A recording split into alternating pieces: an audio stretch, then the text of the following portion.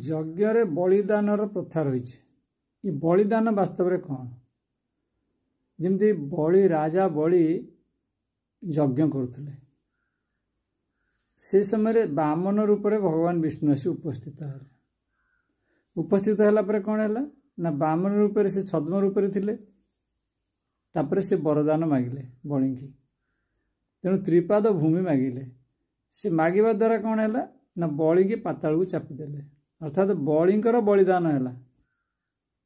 ବଳିଦାନ ଅନ୍ୟ କାହାର ହେଲାନି, ବଳିଦାନ ବଳିଙ୍କର ହେଲା, ଯାହାଦ୍ୱାରା ତାଙ୍କର ମୋକ୍ଷ ପ୍ରାପ୍ତିର ମାର୍ଗ ସୁଗମ ହେଲା। ତେଣୁ ଏହାକୁ ଆମକୁ ବୁଝିବାକୁ ପଡ଼ିବ ଯେ ବଳିର ଅର୍ଥ ହେଉଛି କ'ଣ ନା ନିଜକୁ ହିଁ ବଳିଦାନ ଦେବାକୁ ପଡ଼ିବ। କାହା ପାଖରେ ନା ଭଗବାନଙ୍କ ଚରଣରେ। ଏହା ହେଉଛି ବାସ୍ତବିକ ବଳିଦାନର ଅର୍ଥ। ଅନ୍ୟ ଜୀବକୁ ବଧ କରିବା ବଳିଦାନ ନୁହେଁ। ଜୀବବଦ୍ଧ ଅର୍ଥାତ୍ କେଉଁ ଜୀବ ହବ? ନିଜ ଜୀବ, ନିଜେ ଯେଉଁ ଜୀବ, ଯେଉଁ ଅହଙ୍କାର, ତାକୁ ଭଗବାନଙ୍କ ଚରଣ ତଳେ ଆଶ୍ରୟ ମିଳିବ। ଇଏ ହେଉଛି ବଳିଦାନର ବାସ୍ତବିକ ଅର୍ଥ।